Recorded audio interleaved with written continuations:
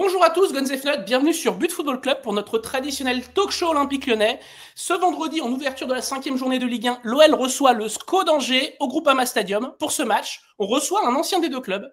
Il a fait ses armes à l'OL de 2009 à 2015, avec quelques prêts au milieu, et a fait 2 passages du côté d'Angers, l'un lors de la saison 2013-2014 en Ligue 2, puis en 2016. C'est Mohamed Yattara. Bonjour Momo, content de te recevoir dans cette émission. Bonjour Alex, écoute, le plaisir est partagé. Alors, comme vous en avez l'habitude pour chaque vidéo, on vous rappelle les bonnes pratiques pour nous aider sur notre chaîne YouTube. Le pouce pour dire que vous aimez, la clochette pour vous abonner. Et si vous pouviez mettre un petit boost en plus, ça serait très appréciable. Et puis, n'hésitez pas à commenter, on lit absolument tout. Avant de commencer, je voulais quand même avoir un petit mot et souhaiter une bonne retraite à l'un de tes anciens partenaires, Momo. C'est Samuel Umtiti qui a tiré sa révérence en début de semaine à seulement 31 ans. Tu l'as eu, toi? Tu as pu la voir depuis sa retraite? Bah, pas directement au téléphone, mais sur les réseaux, tu vois, sur les réseaux un peu, on s'est parlé vite fait. Bon, c'est triste, hein, vu les qualités footballistiques de Sam, on le sait tous. Hein. Pour moi, c'est un des meilleurs défenseurs, si ce n'est le meilleur avec qui moi j'ai joué ouais, du tous les temps. Hein. Franchement, Sam, c'est high level, franchement. C'est dommage. Ouais, Après, quand la santé plus jeune ne que suit toi d'un pas. an, hein. Ça nous rajeunit pas. T'as dit quoi? Plus jeune que toi d'un an, ça nous rajeunit pas. Non, on a le même âge, 93. Ah oui, mais lui, il est à la fin d'année, je crois. Ouais, c'est ça. Sam, ouais, il est de la fin d'année, c'est ça. Ouais, comme je disais, tu vois, c'est dommage parce que Sam, on connaît tous ses qualités depuis à bas âge. Hein. Depuis à bas âge. Et là, avec ses pépins physiques qui ne l'ont pas lâché depuis pas mal d'années, je pense qu'à un moment donné, quand tu luttes et que le corps il veut pas, ben, Faut c'est dire ça, stop. quoi. C'est On, comme ça. on va commencer. Alors peut-être que la connexion, je précise aux gens, peut-être que la connexion sera un petit peu compliquée. On précise que tu es aujourd'hui en Irak, en terre irakienne. On en parlera tout à l'heure de ça, d'accord? C'est ça. On va Ouais, commencer par évoquer l'OL avec ce premier couac, cette première défaite le week-end dernier. Alors, après un début de saison parfait, l'OL avait un gros test dimanche dernier à Rennes, un test qui a été concluant pendant 75 minutes avant que ça vire à la Bérésina dans les 10 dernières minutes, après l'exclusion de Tyler Morton. Première défaite 3-1. Alors pour toi déjà, est-ce que ça peut être un coup d'arrêt dans le début de saison et la saison de l'OL? non, du tout. Je pense que LOL, ils font un très bon début de saison. Ils font un très bon début de saison. Après, moi, ce match, franchement, pour dire la vérité, Alex, j'étais pas très confiant, vu que c'est un match qui arrivait après une trêve internationale. Et quand tu regardes aujourd'hui l'effectif de Rennes, ils n'ont pas beaucoup d'internationaux dans leur effectif. Comparé à l'OL qui a eu quand même des joueurs phares, que ce soit Malik, tu vois, qui sont partis en sélection, qui n'ont pas eu le temps de préparer ce match avec le groupe. Je pense que ça a été embêtant aussi pour l'entraîneur. Mais c'est comme ça, c'est comme ça. Maintenant, comme je t'ai dit, tu vois, moi je trouve qu'ils ont fait un très bon match. Et vers la fin, physiquement, je pense qu'ils ont pêché un peu. Et on l'a vu à la fin. Rennes qui a fait rentrer ces jeunes. Avec les jeunes, quand on est jeune, tu connais, il y a la fougue qui rentre, ils tentent tout et n'importe quoi. Et derrière, ça réussit. On a dû voir sur le but du jeune Meïté. Voilà, c'est comme ça. Maintenant, non, je ne pense pas que c'est un coup d'arrêt. Il faut tout de suite basculer sur le match du SCO, qui va vite arriver aussi. Je vois que ça va être vendredi, dans 2 jours, c'est ça? C'est ça, c'est Donc, vendredi. c'est pas un coup d'arrêt, c'est pas un coup d'arrêt. Mais je pose la question à tous mes invités en préambule. Est-ce que tu penses qu'avec cet effectif-là, avec 3 compétitions à jouer, parce que ça va commencer dès la semaine prochaine, Lyon peut tenir durablement dans les places européennes? Dans les places européennes. Après, maintenant, moi, j'ai envie de dire qu'il ne faut pas se tromper d'objectif. Je connais pas c'est quoi l'objectif aujourd'hui du club. Si ça va être l'Europa, c'est l'Europa League ou la Conference League cette année? Alors, c'est l'Europa League et l'objectif, c'est d'être dans les 6. Oui, Voilà. non, je veux dire, l'Europa League, moi, je pense qu'il ne faut pas se tromper de l'objectif. Pour moi, l'objectif numéro un doit être le championnat. Faut pas se voiler la face. Aujourd'hui, il faut que l'OL se concentre sur le championnat. On a vu, il y a 2 ans ce qui s'est passé il y a 2 ans, comment on s'est maintenu. Donc aujourd'hui, je pense qu'il faut rester focalisé sur le championnat. Après, je pense que l'Europa League, ça sera que du bonus, quoi. Ça sera que du bonus. Mais pour moi, l'objectif principal doit être le championnat.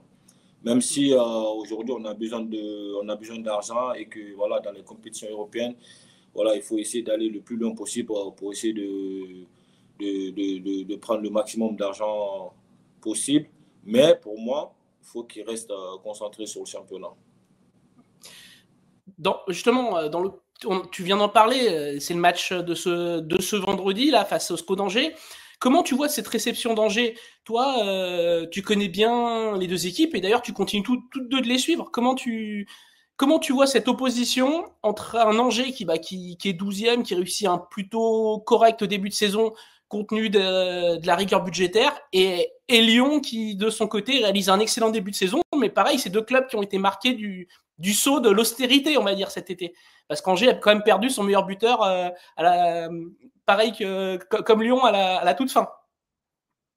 Ouais, c'est sûr, c'est sûr. Après, comme tu l'as dit, je pense que c'est deux équipes euh, qui n'ont pas été épargnées aussi, que ce soit au niveau de la DNCG aussi, il ne faut pas l'oublier.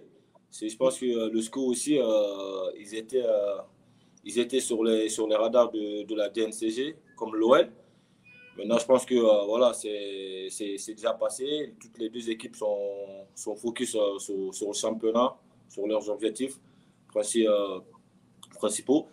Maintenant, oui, comme tu l'as dit, j'ai vu Angers, ils ont perdu le jeune d'épaule Hum qui a signé à Rennes. Et l'OL, ils ont perdu Alex aussi.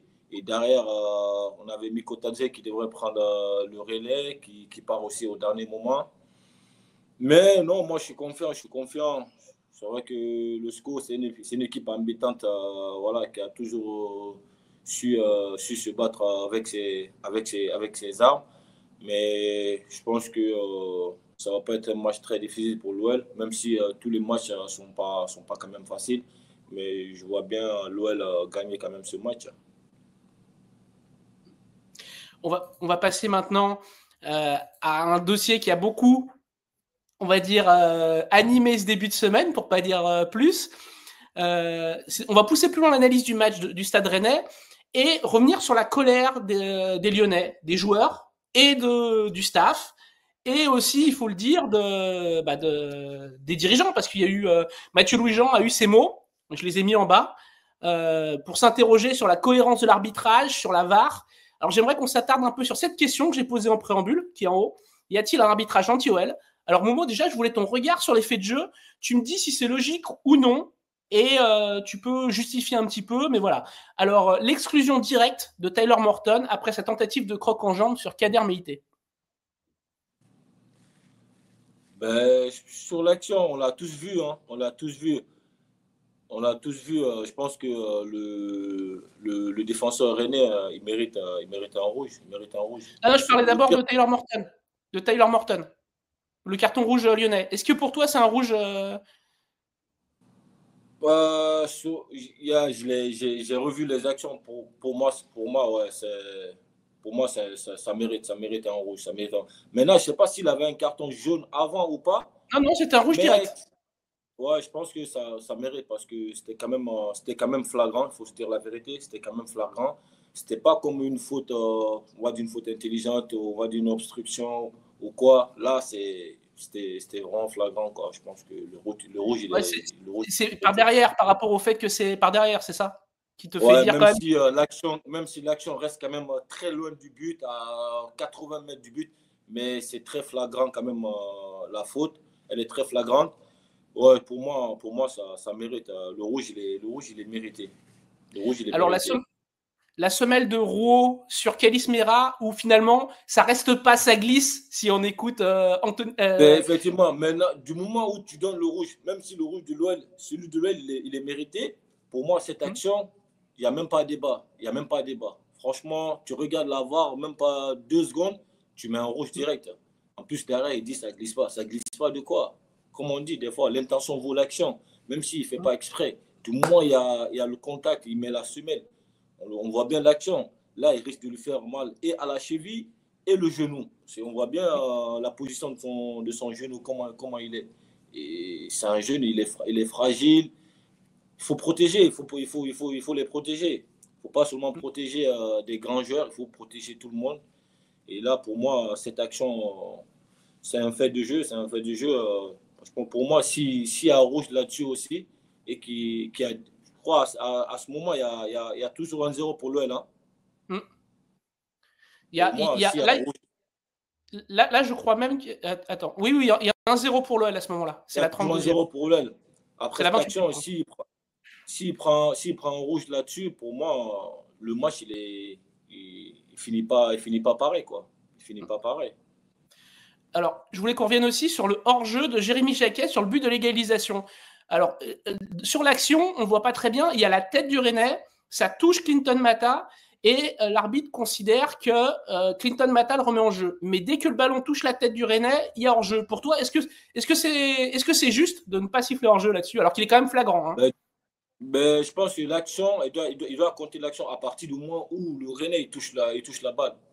Au moment où le Rennais touche la balle, on voit que le gars il est hors jeu.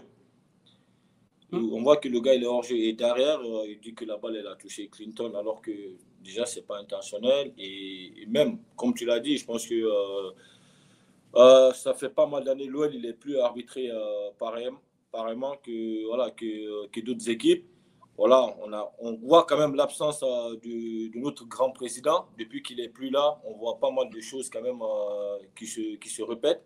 Quand il était là, on disait qu'il avait une influence sur les arbitres. Mais je pense que c'est les grands clubs, c'est comme ça. Les grands présidents, c'est comme ça. Il faut protéger son club. Il faut être là parce qu'aujourd'hui, on voit les arbitres français. Les erreurs, ça se répète au fur et à mesure. Et à un moment donné, il faudrait que ça s'arrête, quoi. Il faudrait que ça s'arrête. Aujourd'hui, on voit à l'OL, il n'y a personne qui se pointe. Quand tu vois l'année dernière, quand je voyais les matchs de Marseille, le président Benassia, les mecs limite, ils étaient tous au bord de la pelouse. Et qu'aujourd'hui, nous, l'OL, on est vraiment respectueux là-dessus. Il n'y a personne qui vient agresser les arbitres, personne qui vient déranger au bord de la pelouse. Je pense qu'à un moment donné, il faudrait que de leur côté aussi, il faudrait qu'ils essaient de régler tout plus ça. La pression. C'est ça. Justement, alors je vais finir quand même les deux autres actions. Pour toi, le coup de pied de Jacquet dans les gants de Descamps, ça vaut, qui d'ailleurs a blessé Descamps après coup, on le sait, il a pris un mois, là il est blessé pour un mois. Pour toi, c'est faute ça ou pour le coup, c'est dans l'action et... Après, bon, l'action est d'accord, ça doit s'arrêter hors jeu.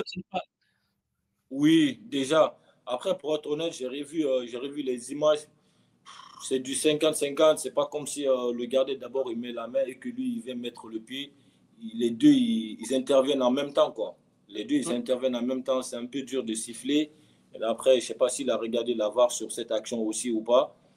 Mais si tu regardes la VAR, après tu peux prendre la meilleure décision. Mais à vitesse réelle, quand je regarde, je pense que c'est du 50-50. Les deux ils interviennent en même temps. Et voilà, les deux ils interviennent en même temps. Pour moi, cette action elle est un peu dure à siffler. Pour moi, le fait de jeu, d'abord, c'est le hors-jeu. C'est le hors-jeu. Et puis, non, après, sur cette action, non, je pense pas. Moi, je trouve que c'est du 50-50. Pour être honnête, c'est du 50-50. Et je vais demander à l'attaquant, le tirage de maillot sur Ruben Kluivert sur le but du 2-1, le tirage de maillot de Kader Meïté, c'est bien joué ou il y a faute? Alex, j'ai envie de te dire, c'est un duel, tu vois. L'attaquant, il essaie de se faufiler. Il n'avait pas assez d'angle pour se retourner, donc il se serre de ses bras. Ouais, c'est vraiment dur. Tu ne peux pas siffler. Sur cette action, tu ne peux pas siffler. Voilà, l'action, ça l'a réussi. Derrière, on voit déjà comment il a pu se retourner dans cet angle-là au long de la ligne. Et derrière, il frappe, ça touche la semelle du défenseur, ça touche la barre, ça touche la hanche du gardien et ça rentre. Je pense que cette action, elle était écrite, on va dire, elle était écrite. Mais non, sur le tirage, tu ne peux pas siffler faute là-dessus. Tu peux pas siffler faute là-dessus. Surtout, il était face à. C'était vraiment un duel de deux gabarits, quoi, tu vois. Je vois que Kluivert aussi, il est vraiment quand même. Il est très costaud quand même. Encore si c'était face à un petit gabarit, peut-être que tu peux, tu vois. Mais là, c'était vraiment entre.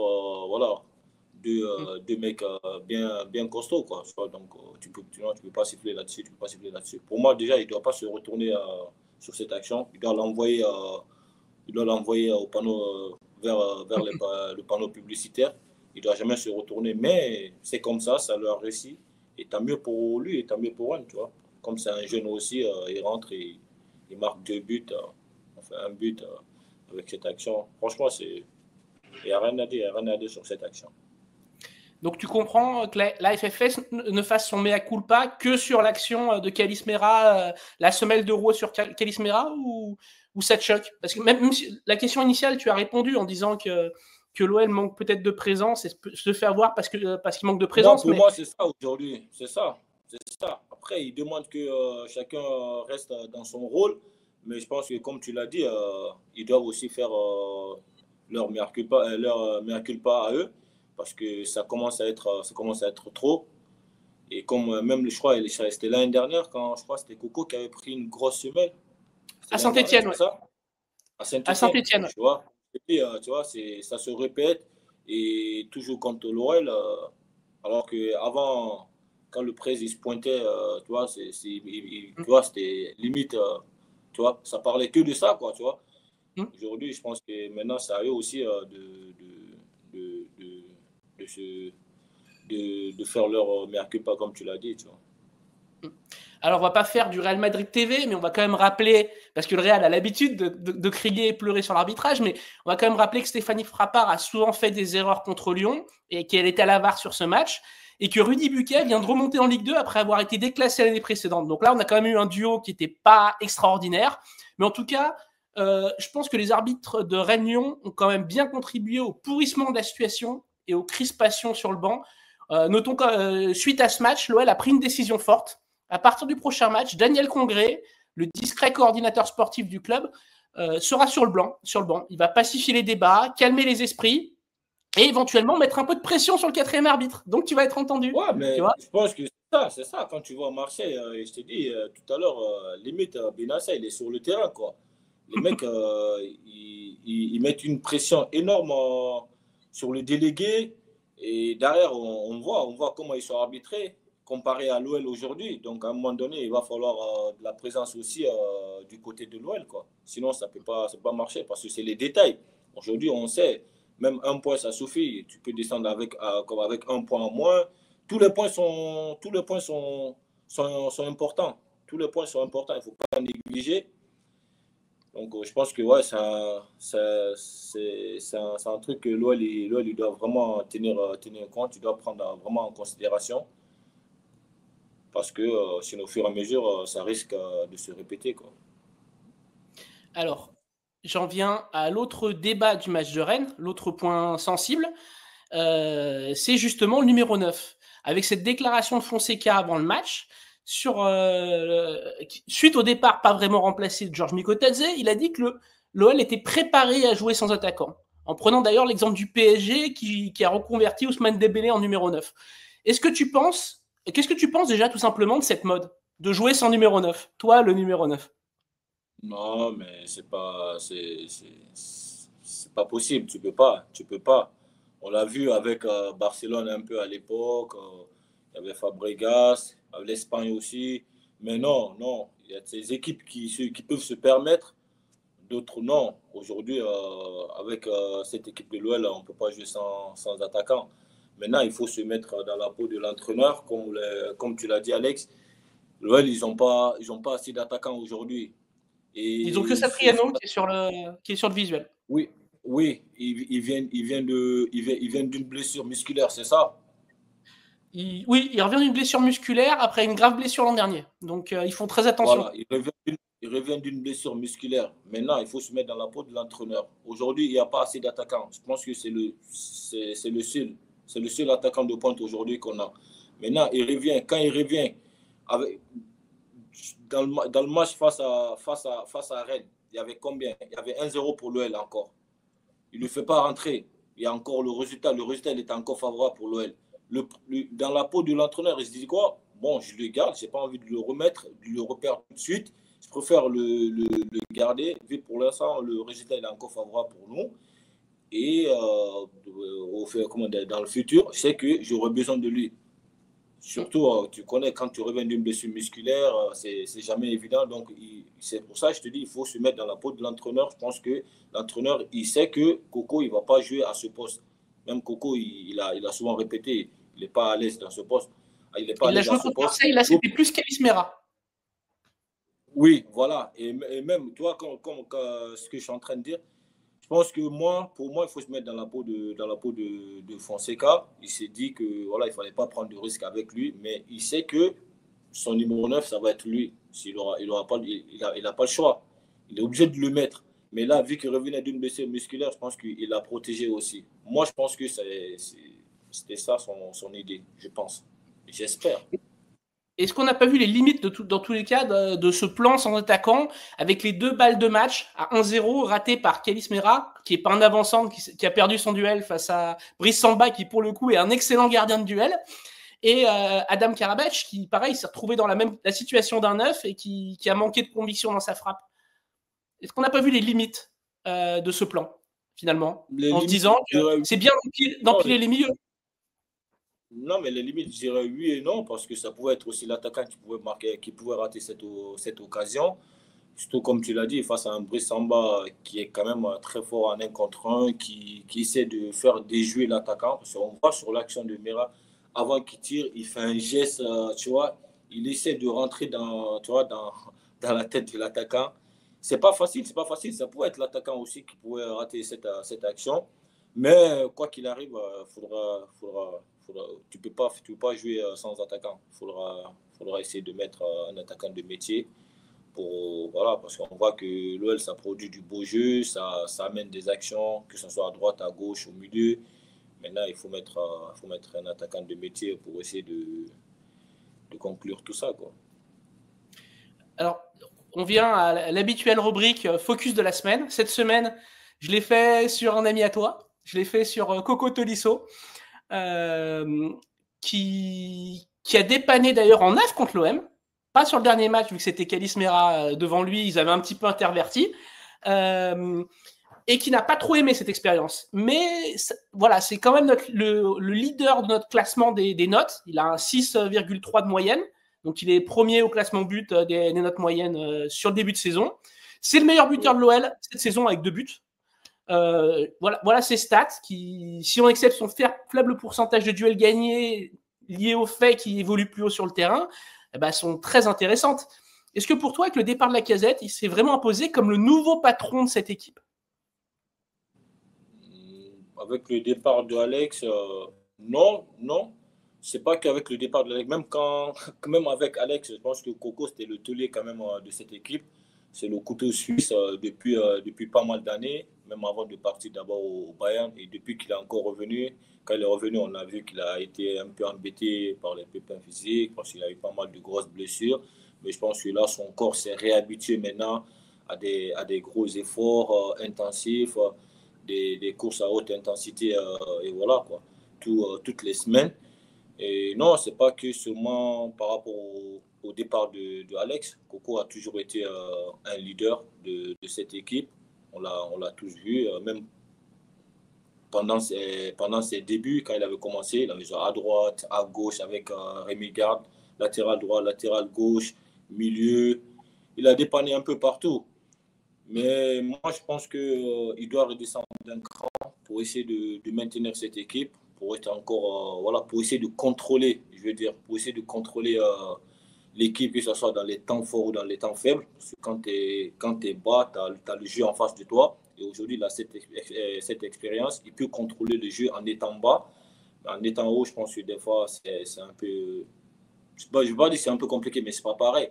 quand tu as le jeu en face de toi, tu te sens comme un patron, un leader. Voilà, quoi. Tu vois tout, tu contrôles tout. Quand il faut temporiser, il temporise. Quand il faut accélérer, il accélère. Voilà, quoi. Et justement, euh, lui, de base, c'est quand même plutôt un 8, un milieu relayeur. Généralement, avec l'âge, on a tendance à dire qu'un joueur, il recule au fur et à mesure de sa carrière en poste. Lui, c'est plutôt l'inverse. Plus ça va, plus il avance d'un cran. En plus, son but de Rennes, c'est un vrai but d'avancante. La tête remisée de l'autre côté, c'est ce que ferait un avancante. Ouais, après, Est-ce c'est qu'il Coco. est te surprend? J'ai envie de te dire, c'est Coco. Il a toujours été bon quand même dans la surface. Il a toujours été bon dans la surface. Il a toujours eu le geste parfait. Le geste parfait.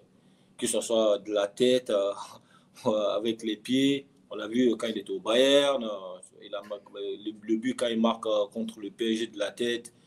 Non, Coco, il est intelligent, il sait ce qu'il fait.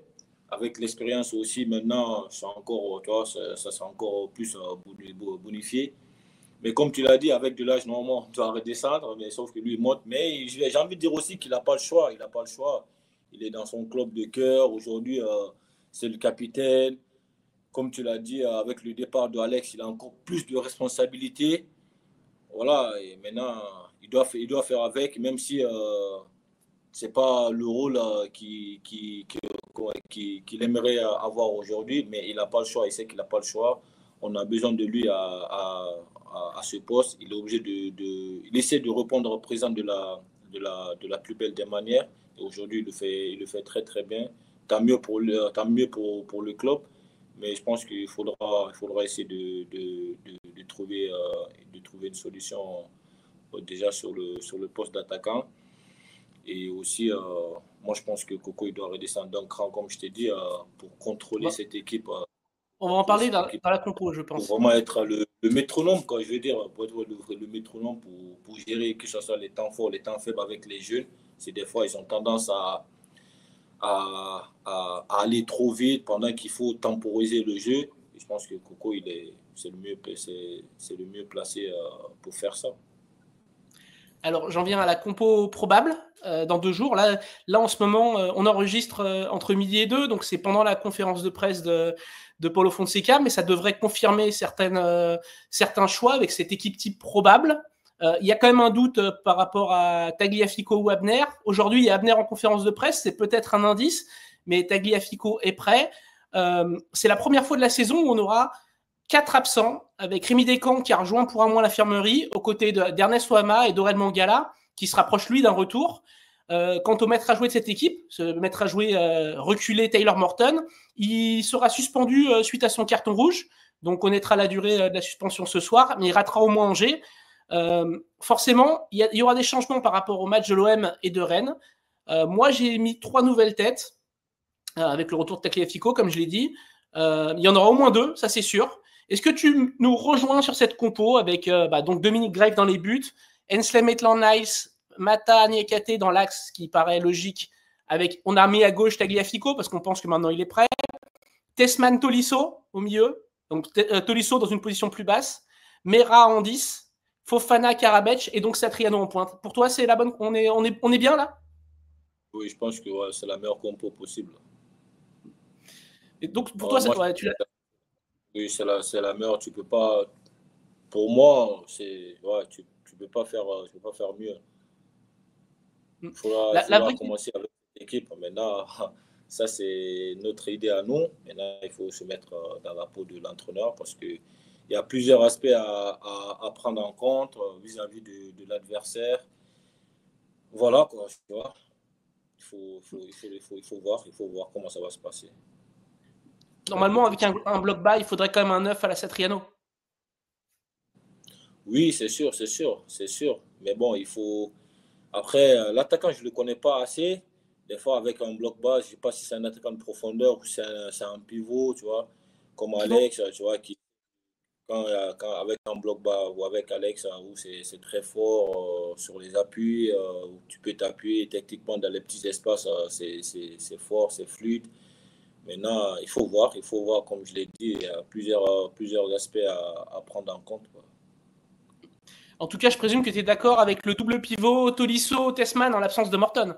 Ça paraît assez logique que ça Oui, soit ça. là-dessus, ouais, là-dessus, il n'y a pas de doute. Là-dessus, il a pas de doute. Là-dessus, pour moi, ouais, je suis d'accord avec toi. On va en venir au gardien parce que ça va être sa première. Dominique Greif. Je t'entends pas bien là, Alex, hein. Excuse-moi. Ouais, tu m'entends pas là? Ouais, c'est bon là, c'est bon. Ta voix est bégaye un peu. Ouais, le gardien Dominique Greif qui va faire sa première pour le coup. Et je vois que j'ai oublié la Oui. diapositive. C'est pas grave. Les aléas du quasi direct. Euh, Tout d'abord, est-ce que tu connais ce gardien? Est-ce que tu l'as suivi en Liga du côté de Majorque ou pas du tout? Non, non, non, non, non, franchement, pour être honnête, je le connais pas du tout. Je le connais pas du tout. Maintenant, dans la gestion des gardiens, j'ai envie de te dire que tu veux pas gérer les gardiens comme les joueurs de champ. Là, après, on voit que le gardien de la semaine dernière, Djekan, il est touché, il est blessé. Hmm. Il est touché, il est blessé. Là, on n'a pas le choix. Là, on n'a pas le choix. On n'a pas le choix. On a besoin de greffe. Donc voilà, il va falloir qu'il réponde présent. Justement, par rapport à lui, Paulo Fonseca n'a pas forcément rassuré dans la communication, parce que d'abord, quand il est arrivé, c'était assez clair qu'il serait numéro 1. Et puis la semaine dernière, on a eu droit, il n'y a plus de hiérarchie. Est-ce que tu penses que le Slovaque peut être quand même un petit peu fragilisé par ça, sachant qu'il l'a déjà vécu à Majorque, cette situation d'arriver dans le club de Bratislava, on lui promet le rôle Oui, de c'est titulaire, sûr. et l'autre brille. C'est sûr, c'est sûr. C'est comme ce que je disais tout à l'heure, parce que je suis tombé sur une déclaration du coach la semaine dernière en disant qu'il n'y avait pas de numéro 1 ou je sais pas quoi. Je pense que, voilà, comme je t'ai dit, la gestion des gardiens, tu veux pas le faire comme avec les joueurs de champ. Les gardiens, le gardien numéro 1, il a besoin voilà, d'être vraiment dans la peau du numéro 1. Il ne peut pas y avoir du 50-50. Ça a toujours été comme ça. Donc, je pense qu'ils ont besoin voilà, de cette confiance aussi pour préparer leur chemin parce qu'on sait que c'est voilà quoi, c'est les gardiens c'est le dernier rempart, c'est le dernier rempart. C'est pas comme les joueurs de champ. Donc je pense que ils doivent avoir une gestion assez différente quoi. Alors là, je vais venir maintenant. Avant, on va passer à ton interview, mais juste avant, je vais quand même faire un petit point. D'abord, petit point sur le classement à ce stade et le calendrier ensuite. Mais voilà, tout d'abord, on se rend compte qu'en Ligue 1, le PSG a déjà pris ses aises, 4 succès en autant de matchs. Avec la défaite de l'OL, il n'y a plus que 2 invaincus. Le Paris, donc, et le LOSC, qui a retourné Toulouse le week-end dernier. L'équipe de Bruno Genesio qui compte 1 point d'avance sur un triptyque composé de l'AS Monaco, de l'OL et de Strasbourg. Voilà, donc les Gaunes n'ont perdu finalement que 2 places au Roison Park et sont encore bien dans les clous de leurs objectifs. Le SCO d'Angers, on ne le voit pas au classement, dans ce classement-là. Le SCO est 12e avec 5 points. Voilà, donc en cas de victoire, l'OL reviendrait provisoirement à la 2e place en mettant la pression sur le PSG qui va à Marseille, en mettant la pression sur Lille qui va à Lens pour le derby du Nord. Avec Monaco qui reçoit Metz, donc a priori ça devrait passer pour eux, et Strasbourg qui se déplace à Jean-Bouin face au PFC. Donc il y a quand même un beaucoup à jouer cette semaine. On va en venir au calendrier des Gaunes. Calendrier, bah voilà, je l'ai mis. D'ici à la trêve, on aura réception d'Angers vendredi, ensuite 2 déplacements, Utrecht aux Pays-Bas jeudi prochain, Lille le week-end suivant à 17h15, donc 2 déplacements compliqués pour Lyon, réception de Salzbourg le jeudi 2, et ensuite le 5 à 10h, le 5 pardon à 15h, donc ce qui est quand même l'horaire le plus pénible quand on revient de Ligue Europa, la réception de Toulouse, donc il y a un match quand même assez dangereux avant la trêve, retour de trêve, déplacement à Nice, et on enchaîne avec Bâle en Coupe d'Europe. Voilà, donc on en vient maintenant à toi, Momo. Elle est pour toi l'interview. C'est l'interview sur le grill, le dernier volet de l'émission. On va revenir sur ta carrière. Donc, on va d'abord parler du début, une carrière qui a commencé du côté de Périgueux, où l'OL te détecte en 2009. Et dès le début, ça tourne fort pour toi à l'Académie de Lyon. Très fort. Pour lancer ta carrière, par contre, tu enchaînes les prêts. Arles-Avignon, Troyes, Angers. Et à Angers, ça se passe très bien. Une année de Ligue 2 où tu marques beaucoup. Et au final, tu passes la saison 2014-2015 à l'OL en jouant pas mal en sortie de banc. Est-ce que tu regrettes de ne pas avoir été plus patient? Tu as un peu le regret de ne pas avoir été plus patient en partir au Standard, alors que tu venais progressivement à faire ton trou, ou tu considères qu'il fallait partir de Lyon à l'époque? C'est une très bonne question. Ouais, je dirais que c'est vrai, oui, j'ai pas été patient comme la plupart des jeunes. Quand on a 21, 22 ans, on a envie de jouer malgré voilà, les conseils des proches. Tu as envie de jouer, tu as envie de rien savoir. Tu es déjà omnibulé, ouais, tu es emballé à ta décision. Ouais, il faut que je joue, il faut que je joue. Voilà, maintenant, moi, il ne faut pas oublier que quand je reviens de mon dernier prêt à Angers, en 2014-2015, la saison 2014-2015, j'ai envie de dire, après ma saison au SCO en 2013-2014, où ça s'est vraiment super bien passé. Derrière, je devrais signer à Rennes. Ça ne s'est pas fait pour X raisons. Derrière, il fallait prolonger à l'OL. Du coup, j'ai prolongé, je suis resté. Et j'ai fait une très bonne préparation où j'ai marqué pas mal de buts. Derrière, l'Europa League, les qualifications où je marque un doublé. Et je commence le championnat titulaire. Je me blesse. Comme on sait, le malheur des uns fait le bonheur des autres. Derrière, on passe en 4-4-2 losange avec Nabil qui va jouer en pointe avec Alex, alors qu'il a toujours joué en pointe haute avec voilà, le milieu en diagonale. Il a toujours joué en pointe haute. Et là, on essaie de faire jouer Nabil en pointe où il marque contre Monaco. Et derrière, voilà, quoi, comme on dit, on ne cherche pas une équipe qui gagne. Derrière, après cette victoire contre Monaco à Gerland, on va au parc. On fait match nul là-bas où Sam il marque, Sam il légalise. Donc ça fait que le coach, il n'a pas voulu changer. Ça a continué comme ça. Ça fait que moi, je n'ai pas eu assez de temps de jeu voilà, dont j'espérais avoir.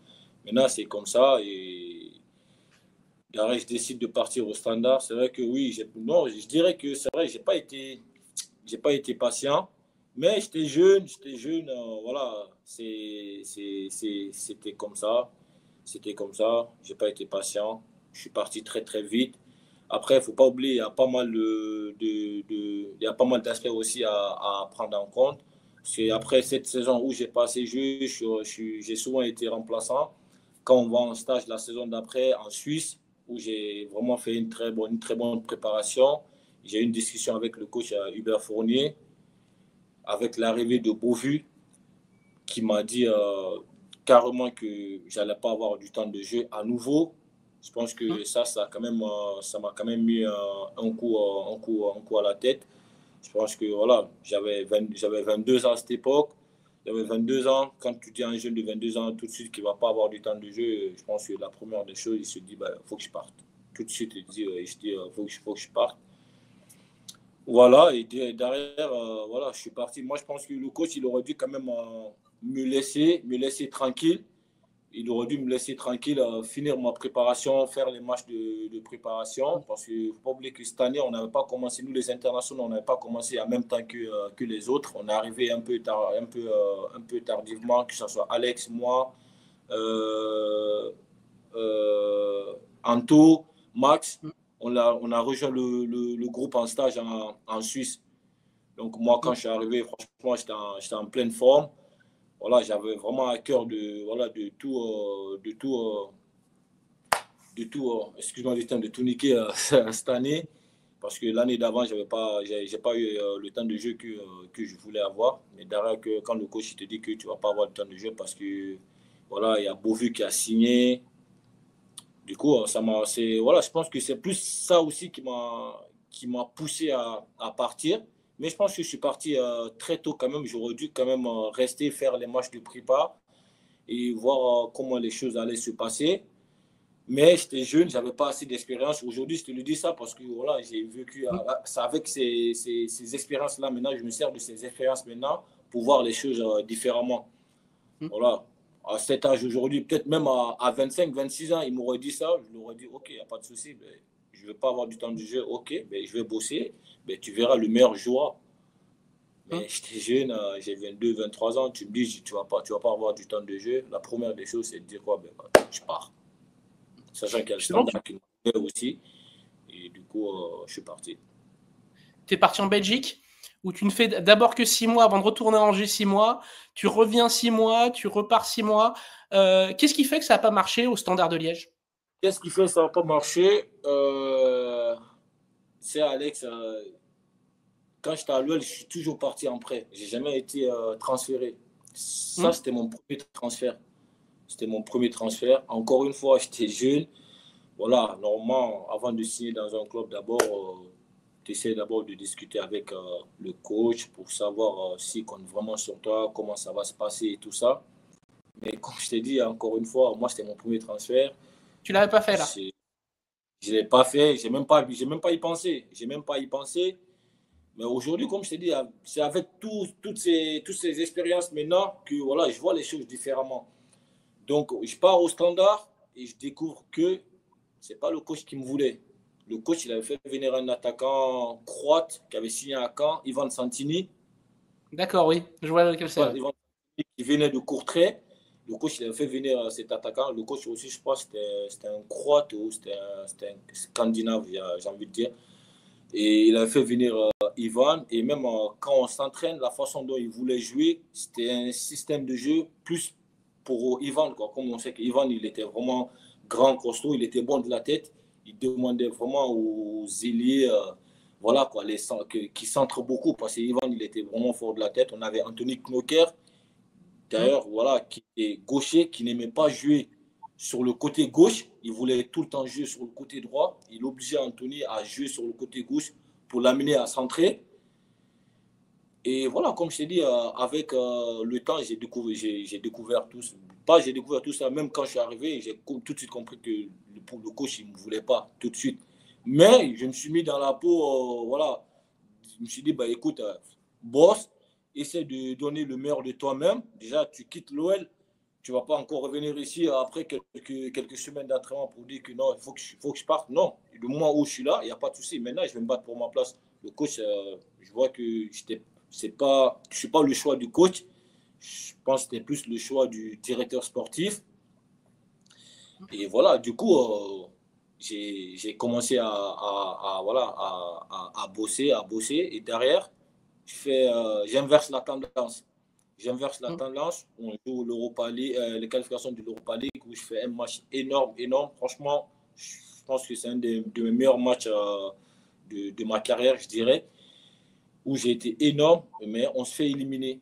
Et on se fait éliminer. Je joue titulaire ce match, on se fait éliminer à Liège. Et le lendemain, le coach limogé, le directeur sportif, pareil, limogé. Derrière, il y a des nouvelles têtes qui arrivent, un nouvel entraîneur, un nouveau directeur sportif, Olivier Renard, et un conseil du président, Daniel Van Boeten, qui est, entre guillemets, conseil du président, mais en même temps aussi directeur sportif. C'est qui avait fait venir aussi ses joueurs à lui. Et de l'autre côté, Olivier Renard aussi, qui avait fait venir ses joueurs. Ça fait que derrière, on se retrouve... moi, avant la fin du mercato, il y a la trêve internationale, la trêve du mois d'août. Je pars en sélection, je reviens.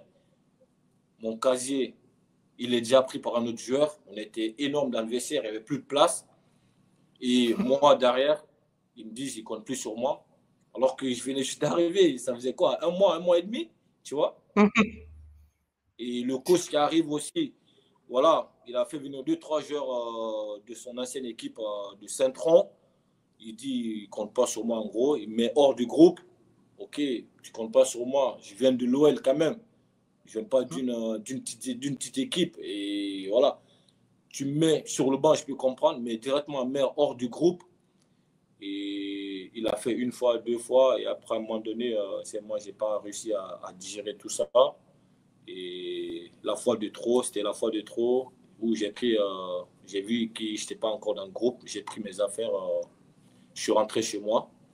Et je pense que voilà, quoi, c'est comme ça s'est passé au Standard. Et derrière, je suis resté 4-5 mois sans jouer. Et du coup, en janvier 2016, je suis revenu en prêt à Angers où j'avais laissé de bons souvenirs. J'ai eu un coup de fil d'Olivier Renard, de Olivier Piquet, pardon.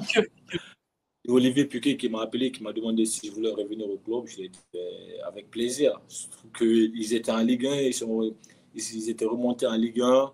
Donc pour moi, c'était la cerise sur le gâteau. Quand revenir à Angers, dans un club où je connais, et puis en Ligue 1 encore, je pense qu'il m'a appelé juste après le match, OL Angers, quand Cherndo marque de la tête à Gerland, je crois. D'accord. Après ce match, je me rappelle très très bien, après ce match, il m'appelle, il me demande si je voulais revenir. J'ai dit avec plaisir. Et du coup, je suis revenu à Angers. Donc voilà quoi, Alex. Je pense que pour répondre à ta question, je pense que oui, je suis parti trop tôt. Je n'ai pas été très très patient. À l'OL, je pense que j'aurais dû rester, essayer d'inverser la tendance.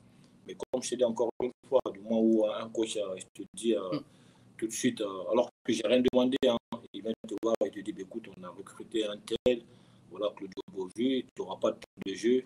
Je pense que ça m'a quand même mis un coup derrière la tête.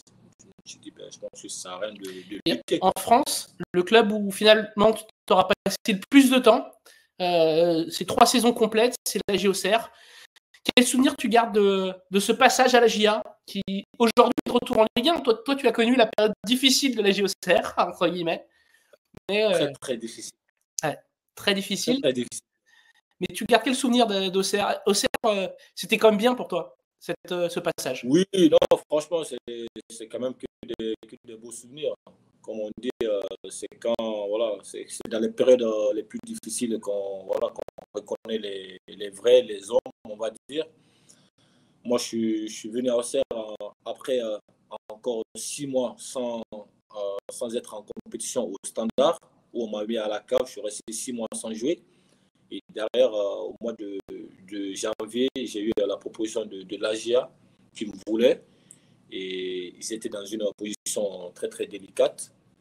Je pense qu'ils étaient 19e au classement et je crois qu'ils avaient 16 ou 17 points à la fin du mois en début février, à la fin du mercato de janvier. Je suis ravi les derniers jours. Tu vois, ils étaient 19e à 16-17 points. Et là, ça va vraiment être compliqué. Mais derrière, je suis venu, j'ai trouvé un groupe. Ouais, c'est vrai que voilà, c'est un groupe qui était vraiment malade. Voilà, vis-à-vis du résultat, quand même du statut du club. C'est comme ça. Se retrouver dans cette position, et je pense que c'était vraiment compliqué. Et derrière, moi, je viens avec Birama Touré. Tous les deux, on avait été prêtés par le Standard, qui était avec moi au Standard aussi. On arrive, derrière, on se maintient. On se maintient, on gagne contre Saint-Etienne en Coupe de France, où je marque d'ailleurs. Et non, voilà, ça s'est super bien passé. Dès que je suis arrivé, mon premier match tout de suite, j'ai marqué à Clermont.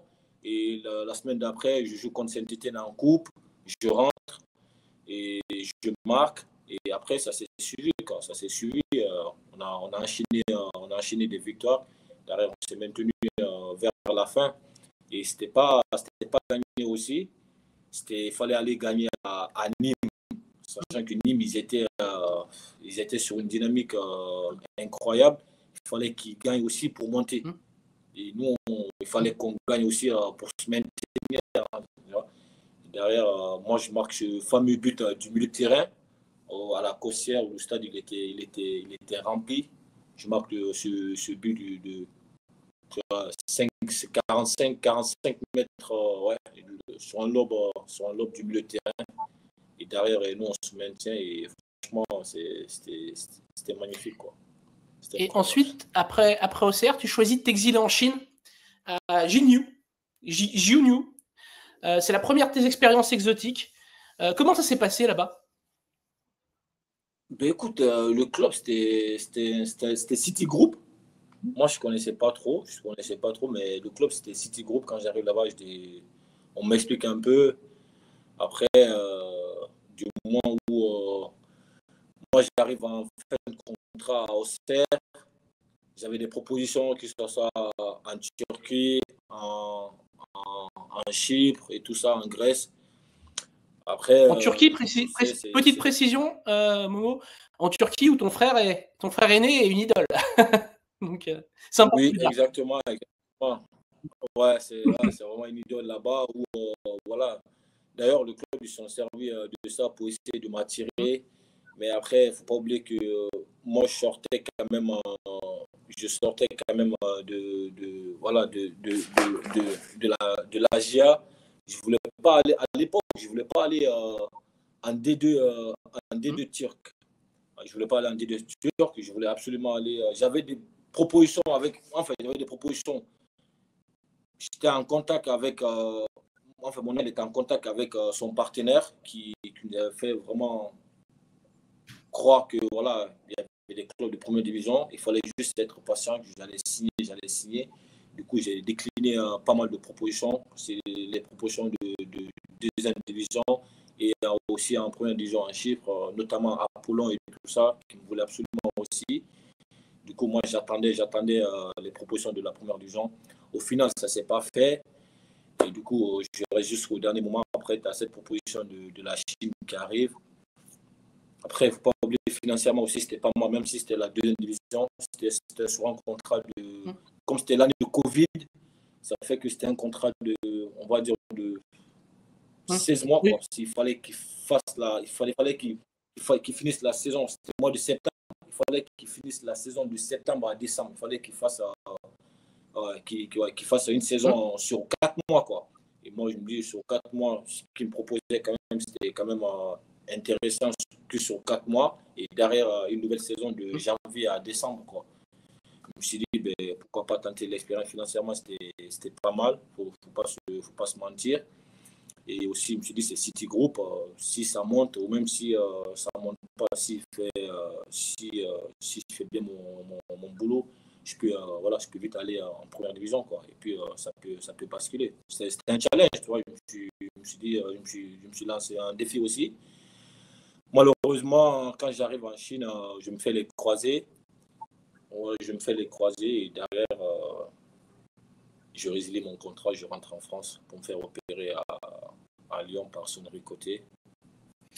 Et après la Chine, il y a le Noost Camp, Pau, mais surtout 2 expériences plus exotiques. L'Ararat Armenia en 2023-2024. Donc là, on est déjà il n'y a pas si longtemps. Et Al Darafa en D2 Émirati l'an passé. Tu sors 2 saisons de suite à 18 buts, 18 réalisations et un titre de champion aux Émirats, champion de D2. Tu dirais qu'au niveau de la finition, tu traverses le meilleur passage de ta carrière aujourd'hui. Tu sors quand même de 2 saisons très prolifiques, les plus prolifiques, pour le coup, de ta carrière pro. Oui, je dirais oui. Après, j'ai envie de dire, je pense que cette blessure aussi, ça m'a vraiment forgé encore plus mentalement. C'est quand je sors des croisés, derrière, je signe d'abord pour dire, avant de signer à Pau, je vais en Ukraine, au moment de la guerre. Je dois signer en Ukraine. Je suis avec le club, je reste un peu avec le club. Et derrière, tu as des agents qui m'appellent, qui me demandent si j'étais prêt à faire 2-3 jours d'essai à Pau. Bon, essai entre guillemets. Voilà, pour le coach, il voulait me voir Didier Tolo parce qu'il sortait des croisés. Il voulait voir si c'était vraiment bien physiquement, si j'étais affûté ou pas, si j'avais pas pris du poids. Derrière, je me suis dit pourquoi pas. Et j'ai quitté l'Ukraine. Je suis venu en France, je suis venu à Pau. Je suis resté 2-3 jours. Au bout de deux entraînements, le coach, déjà quand je suis arrivé, il a vu que j'étais bien affûté. Quand même, j'ai la chance, je suis quelqu'un qui ne prend pas de poids. Et dès que j'arrive, au bout de 2 entraînements, il a dit c'est bon. Il m'a dit ça m'intéresse. On te fait signer un contrat de 1+1. Mais il ne faut pas oublier, moi je pensais que j'étais prêt. La vérité est que non, j'étais pas prêt. Il faut trop de temps pour revenir. Il faut le double, on dit. Je sortais des croisés et je suis resté 1 an sans jouer, il faut le dire, parce que je me suis fait les croisés en mai 2021, mai 2021, oui. Et je me suis fait opérer à Lyon en juin 2021. Fait que de juin 2021, je fais mon premier match à Pau en août 2022. Donc, je suis resté un an sans jouer, même si je suis revenu quand même un peu. Je m'entraîne avec la réserve de l'AGA. Voilà. Il ne faut pas oublier d'ailleurs, je profite pour remercier quand même les dirigeants de l'AGA parce qu'ils m'ont quand même vraiment aidé pendant ma rééducation. Quand je tournais entre Clairefontaine et le centre de formation de l'AGA, avec notamment le kiné François et le théâtre sportif aussi, Jean-Marc Fiolin, qui m'ont permis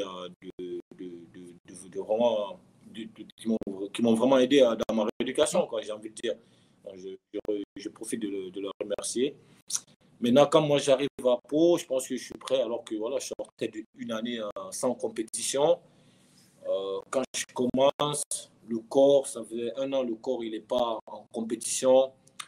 Ça fait que j'ai eu des pépins physiques, que ce soit au niveau musculaire, à l'ischio, et aussi mon genou qui me tirait à chaque fois des douleurs vraiment, franchement, pénibles. J'ai envie de dire, tous les jours, j'étais en mode gameplay à la maison, matin, midi, soir, parce que mon genou, il tirait vraiment. J'étais vraiment pas bien. Mais voilà, il fallait serrer les dents, il fallait continuer.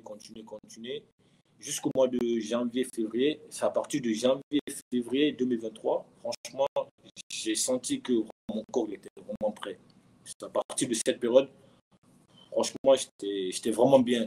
J'étais vraiment bien, que je à l'entraînement. Franchement, c'était un des meilleurs, l'entraînement, si c'était le meilleur. Après, pour X choix, le coach il a fait venir des joueurs en prêt à partir du mois au mois de janvier, il a fait venir des joueurs en prêt. Du coup, il ne m'a pas assez utilisé. Après, ça ne m'a pas empêché de bosser de mon côté pour essayer de me préparer pour la saison d'après. Et derrière, je vais en Arménie, où je ne voulais pas aller non plus. Je dis là, je n'ai pas envie d'aller, j'ai envie de rester en France. Sauf que la vérité, en France, je n'avais pas de proposition. Et la deuxième partie, je n'avais pas beaucoup joué. Et j'avais l'Arménie, le choix pour aller en Arménie. Et sauf que, comme je t'ai dit, je n'avais pas d'autres options. Il fallait y aller. Et du coup, je suis allé. Et franchement, c'est une de mes plus belles expériences aussi. Comme tu l'as dit, en termes de stats, j'ai marqué 18 buts en 28 matchs. Voilà, on finit deuxième du championnat. On finit deuxième du championnat. Et on gagne, on finit troisième. On finit troisième du championnat et on gagne la Coupe d'Arménie. Je marque 18 buts. Franchement, une saison magnifique, quoi. Que ce soit en termes de stats, en termes d'épanouissement sur le terrain. J'ai vraiment pris plaisir. Et comme j'avais signé qu'un contrat de 1 an, et moi, dans l'idée aussi, c'était. Et après la saison, j'ai l'option des Émirats qui se présentent aussi. Et ça reste, c'était la D2, mais c'était une équipe quand même qui était restée longtemps quand même en Pro League aux Émirats, qui avait l'ambition de remonter en Pro League, sachant qu'ils venaient de faire une saison en deuxième division où ils avaient fini à la 7e position. Et derrière, moi, j'arrive, pareil, super. C'est vrai que voilà, c'était nouveau pour moi quand j'arrive, 45 degrés, où j'ai atterri là. Et la photo, c'est le titre. C'est l'an dernier, le titre de champion. Oui, c'est ça. La photo, c'est le titre de champion l'année dernière. On a fini champion où j'ai marqué 17 buts en championnat, 1 but en coupe, 18 buts. Donc, ouais, comme tu l'as dit, 18 buts sur les 2 dernières saisons, 18, 36 buts en 2 saisons. Je pense que c'est, en termes de stats, c'est mes plus belles années, on va dire. Après, il ne faut pas oublier aussi, j'ai envie de dire, Alex, avec l'expérience aussi, quand ils arrivent à un certain âge, je pense qu'ils progressent. Il n'y a pas d'âge pour progresser, j'ai envie de dire. Il n'y a pas d'âge pour progresser. On peut progresser à tout moment. C'est ce que Bruno Eugénie nous avait toujours dit. Il était vraiment indulgent là-dessus. Il a progressé. On joue au football pour progresser tous les jours. Tous les jours, quand tu viens, il faut progresser. Bon, voilà, je pense qu'avec l'âge aussi, j'ai progressé. Je suis plus apaisé devant le but aujourd'hui. Je suis tranquille. Donc, avant quand tu es jeune, tu as la fougue, tu as envie de casser la cage, j'ai envie de dire, tu vois. Alors que non, il faut être calme, tranquille, serein devant le but. Le plus important, c'est de la mettre au fond. C'est pas d'allumer le gardien. Aujourd'hui, j'ai retrouvé voilà, cette tranquillité devant le but, ce dernier geste où, voilà, franchement, la plupart de mes buts, quand tu regardes sur mes dernières saisons, franchement, peut-être il y a des buts où j'ai mis des grosses frappes, mais la plupart des buts, c'est des gestes dans la surface, des gestes justes. Franchement, avec l'âge, quand même, je pense que j'ai progressé sur ça devant ma façon de jouer, ma façon d'appréhender mes matchs et tout ça. Donc voilà quoi, Alex. Et aujourd'hui, tu évolues depuis cet été en D1 irakienne au SC Zako. Tu peux nous expliquer comment ça s'est fait? Parce que visiblement, tu étais pas mal aux Émirats, à Al Dhafra. Qu'est-ce qui a fait que tu es parti? Et surtout, dans le championnat irakien, que personne ne connaît ici, il faut être réaliste, c'est vraiment là très exotique. Ouais. Il y a très peu de joueurs passés par la Ligue 1, Ligue 2. Très exotique, ça va. Après, c'est la question que tout le monde se pose. C'est dès que tu entends le nom de l'Irak, ça fait déjà peur. Moi, auparavant, j'ai souvent eu des propositions pour venir en Irak. Dès que les agents me parlaient d'Irak, je ne veux même pas entendre parler de la proposition ou quoi. J'ai dit non, l'Irak, stop. Enlève l'Irak, mets tous les autres pays, mais non pas à l'Irak. Non, sauf que voilà, il y a des préjugés sur le pays, il ne faut pas l'oublier. C'est vrai qu'il y a eu la guerre en Irak, mais ça date de quelques années. Aujourd'hui, il n'y a plus la guerre ici. Il y a un championnat vraiment compétitif avec ce que j'ai vu. J'ai découvert le championnat ce week-end. Franchement, ce que j'ai vu, c'est très, très compétitif. J'étais l'année dernière aux Émirats. Il y avait pas mal de matchs aux Émirats en Pro League. L'intensité que j'ai vue ici, franchement, l'intensité physiquement et tout, franchement, ça va dans les duels. Et en termes de passion aussi, franchement, les stades sont remplis. Par exemple, moi, j'ai signé dans une équipe qui est du côté, si tu veux, en Irak, dans le côté Kurdistan, le nord. Tu vois, les Kurdes, tu vois, ils ont leur langue, ils ont leur drapeau. C'est un peu comme tu disais, l'Espagne et les Catalans. Ouais. Tu vois? Et ben voilà, c'est un peu comme ça, quoi. Moi, je suis du côté Kurdistan du nord, qui ont leur langue, ils ont leur drapeau. Je ne considère pas comme les Irakiens, mais c'est des Irakiens. Où voilà, le stade, la ville, c'est des passionnés. Le stade, il est full. Tous les matchs, c'est entre 30 et 40 000. D'accord. Ah oui, tu as vraiment. Et puis, j'allais te demander, c'est un grand stade, ouais. 40 000? Ouais, entre 30 et 40 000. Après, tu connais, des fois, ça ne respecte pas les normes. C'est pas Bagdad, là. Je suis du côté Kurdistan, je suis à Zako. Zako, ça fait partir. C'est vraiment une ville, Zako. Je ne savais pas si c'était le nom d'un quartier ou d'une ville. Si tu veux, le côté Kurdistan, la capitale, c'est Erbil. Tu as Erbil, il y a une équipe à Erbil. Il y a une équipe à Duhok et à Zako. Il y a une équipe qui s'appelle Nervoz. Il y a 4 équipes en première division du côté Kurdistan. Il y a 4 équipes. Erbil, Zako, Duhok et Neuroz. Je crois qu'il y en a une qui est descendu en deuxième division. Et du côté Kurdistan, tu as 4 équipes. Et comme je t'ai dit, franchement, ils sont passionnés. Les stades sont blindés. L'ambiance qu'il y a, moi, ce que j'ai vu sur les réseaux, l'ambiance qu'il y a dans le stade, autour du club et tout ça, franchement, c'est incroyable. J'avais envie de vivre ça à nouveau, quoi, parce que ça faisait longtemps. Depuis que j'ai quitté l'OL, depuis que j'ai quitté l'AGA aussi, depuis que j'ai quitté la France, j'ai envie de dire, j'ai pas eu cette chance de jouer devant un public comme ça. Je suis parti en Chine. C'est vrai qu'en Chine, les stades sont blindés, mais sauf que je suis parti à l'année de Covid. Et derrière, en Arménie, les stades sont pas complets en Arménie. Et aux Émirats, pareil, ça fait en Pro League, on peut en First League, les stades à 1000, 2000, 3000 spectateurs fin. Alors qu'ici, tu vas jouer devant 25, 30, 40 000 spectateurs toutes les 2 semaines à domicile, tu vois. Et non, franchement, je pense que les gens ils doivent se détromper un peu là-dessus. En Irak, il y a du foot, il y a des noms qui commencent à venir. J'ai vu, il y a Fegouli qui a signé il y a pas mal il y a quelques semaines dans une équipe à Bagdad.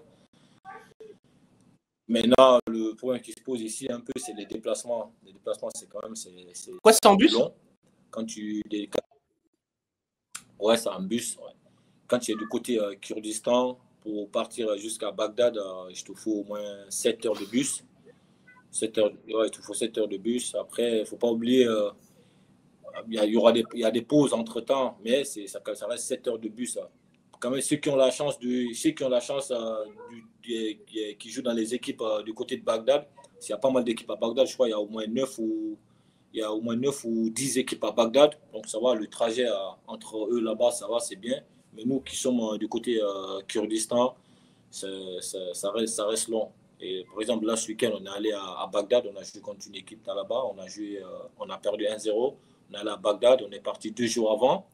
On est parti jeudi. On est parti jeudi à 23h. Après, on s'est entraîné à 18h. On a fini l'entraînement à 19h30. Temps de se doucher, rentrer à la maison, se poser un peu. On avait rendez-vous à 23h pour aller à Bagdad. On est parti à 23h30. On est arrivé à Bagdad à 7h du matin. Voilà. On est arrivé à Bagdad à 7h du matin. Donc, on part souvent 2 jours avant les matchs pour essayer de récupérer avant le championnat. Justement, les installations, c'est comment? Parce que c'est le point noir, on va dire. C'est le point noir. Les installations, je pense que je te parle au niveau des infrastructures. Par exemple, le centre d'entraînement, les centres d'entraînement, oui. Pour moi aujourd'hui, le point noir, c'est ça. Je pense qu'ils doivent encore s'améliorer là-dessus. Les pelouses d'entraînement, c'est pas trop ça, mais ils sont en train de s'améliorer là-dessus. Mais sinon, les terrains de match, quand même, la plupart des équipes, les terrains de match, quand même, c'est magnifique. Les stades sont grands, beaux, et les pelouses, ça va. Il y a des grosses équipes où les pelouses sont top, sont bien, et les équipes moins où c'est un peu, voilà quoi, tu vois, catastrophique. Mais sinon, ça va, ils sont vraiment quand même en train de s'améliorer là-dessus. Et comme je te dis, franchement, le niveau, quand même, il est intéressant. Parce que quand tu vois l'année dernière, il y a une équipe Duhok du côté Kurdistan qui a gagné la Golf Cup, qui a gagné contre l'équipe de Steven Gerrard, Etifak, en Arabie Saoudite. D'accord. Ils ont gagné la Golf Cup, ils ont été champions. Ça veut dire quand même qu'il y a du niveau, quand même, parce qu'ils ont gagné contre des équipes de l'Arabie Saoudite. Et là, il y a 2 jours là, il y a le champion qui a joué contre Al-Saad. Ils ont fait 1-1 en Champions League. Donc voilà, comme je te disais, il y a du niveau, les gens ils doivent se détromper là-dessus. Il y a du niveau en Irak. C'est seulement le nom qui fait peur. C'est normal, on peut comprendre. Mais je pense qu'il ne faut pas juger un pays, il faut d'abord mettre les pieds avant de faire son avis là-dessus, quoi. Tu as 32 ans. Quels sont tes objectifs, tes projets pour la suite désormais?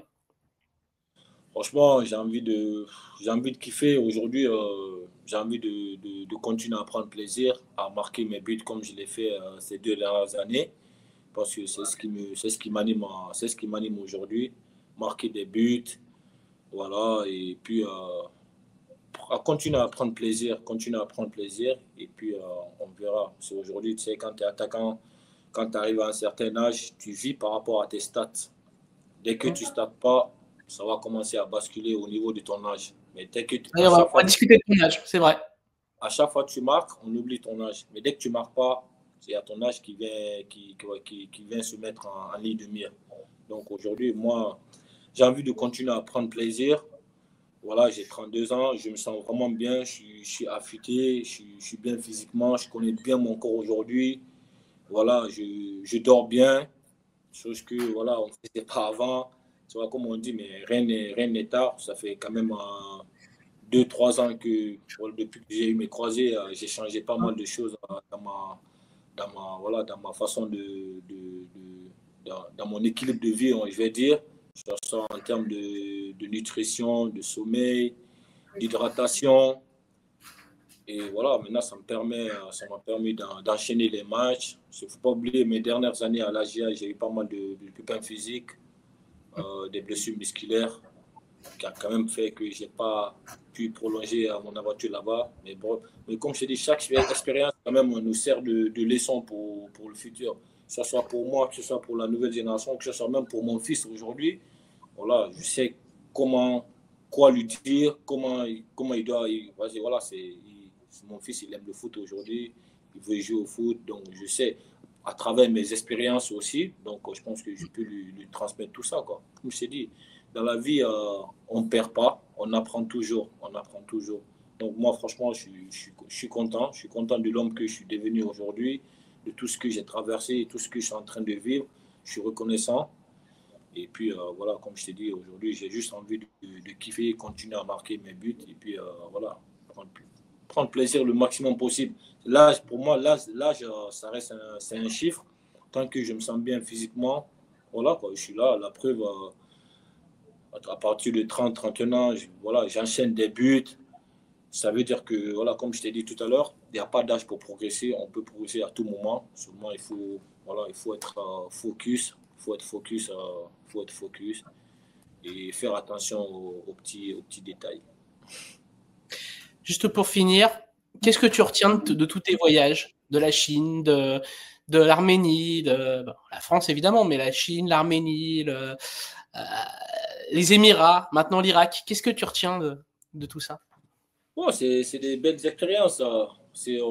La Chine, la culture chinoise, la culture chinoise ou la culture en Arménie ou aux Émirats, c'est jamais pareil. Voilà, à chaque fois, ça m'a appris à voir les choses différemment. Et c'est des belles expériences, Alex. C'est des belles expériences. Je pense que ça va me servir pour le futur, comme je t'ai dit, que ce soit pour moi, que ce soit pour mon fils.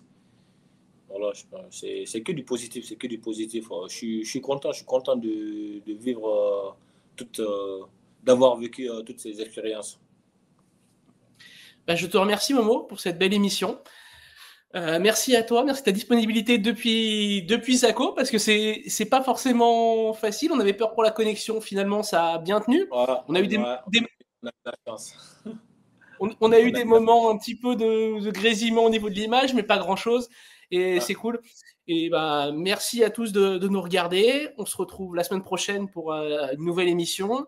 Avant le match de Lille, j'espère un ancien des deux clubs aussi cette fois-ci. Voilà. Merci à tous et bonne semaine. C'était un plaisir de te revoir après 12 ans, depuis 2000. C'est ça, depuis que tu es parti. Ouais. Après 11-12 ans. Non, c'était un plaisir de te revoir. Et puis voilà, on reste en contact. Évidemment. Puis je te dis à très bientôt et bonne chance à notre OL ce week-end. Et n'hésite pas à m'envoyer des nouvelles du championnat irakien, parce que c'est vrai qu'on regarde toujours ça bizarrement depuis la France, quand même. L'Irak, ça fait... Oui, je sais. Mais depuis que je suis là, je suis en contact avec pas mal de gens qui me demandent des nouvelles et tout ça. Je leur dis que non, franchement, tout est bien. Après, il faut toujours qu'il y a un membre de la famille qui se sacrifie ou un membre de tes connaissances qui se sacrifie pour aller dans un pays pour faire des retours. Tu vois, aujourd'hui, moi, je suis là, il y a pas mal de gens qui me contactent, qui me demandent des trucs, où je leur remonte des informations. Et maintenant, ils commencent aussi à Et t'as croisé Isaac ou pas encore? Isaac. Ah non, avec la... Belfodil, tu m'as dit qu'il arrivait? Non, je disais Fegouli. Ah, Sofiane Fegouli. Ah, j'ai compris, Isaac. Non, d'accord, il arrive. Tu le connais ou pas? Non, moi, je l'ai connu à Grenoble, je le connais un petit peu. Non, je ne le connais pas personnellement. Ouais, c'est... À Bagdad. Non, franchement, le championnat, il est en train de se relever. Hein. Je vois pas mal de trucs sur les réseaux, des joueurs qui sont en train de venir. Non, franchement, les gens, ils connaissent pas encore la réalité du championnat irakien. Mais il faut être là quand même pour le savoir. Comme je te dis, ils sont passionnés. Tous les stades la plupart des stades sont blindés. Moi, j'ai la chance. Je vais jouer face à 30 à 40 000 spectateurs toutes les 2 semaines. Donc, ça, c'est pas à négliger, ça. C'est pas à négliger. Et la ville, elle est sympa? La ville de Zaco? T'as pas encore... La ville, ça va, elle est pas mal, mais Erbil, elle est mieux. Erbil, elle est mieux, la capitale. Erbil, c'est un peu comme Dubaï, en fait. D'accord. Ah oui, c'est un peu comme Dubaï. Franchement, moi, j'étais impressionné quand j'ai mis les pieds. Hein. Je dis, oh, on est pas en Irak, là. J'étais choqué. Franchement, j'étais choqué. Bah, je te remercie. Et puis à la semaine prochaine, tous nos fidèles auditeurs, vous êtes de plus en plus nombreux et on vous remercie. Au Ça revoir. va, merci.